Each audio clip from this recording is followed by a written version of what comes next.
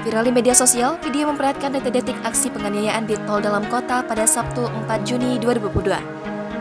Aksi pemukulan oleh pengemudi Nissan X-Trail berplat nomor RFH ini diduga berawal dari senggolan antara pelaku dan korban di jalan pintu keluar tol Tebet arah Cawang, sekitar pukul 12.40 waktu Indonesia Barat. Dalam rekaman yang beredar, terlihat pria memakai jas merah memukuli pemuda tersebut. Kepala Bidang Humas Polda Metro Jaya, Komisaris Besar Polisi Endra Zulpan mengungkapkan identitas korban penganiayaan pengendara mobil di tol dalam kota.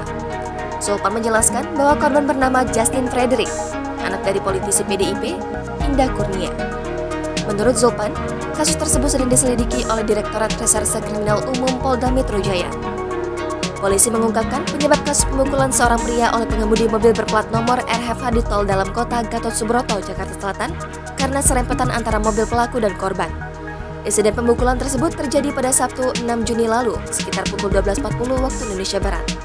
Awalnya, mobil korban berinisial JF melaju dari arah timur di lokasi. Tiba-tiba, mobil pelaku yang diketahui berplat nomor B1146 RFH memotong laju ke mobil korban. Karena tidak terima, pengemudi mobil RFH itu turun dan menghampiri mobil korban. Saat itu juga, bagian mentah pelaku langsung dilontarkan ke korban. Korban JF lalu melaporkan peristiwa ini ke Polda Metro Jaya. Sejumlah bukti dibawa dalam laporannya tersebut.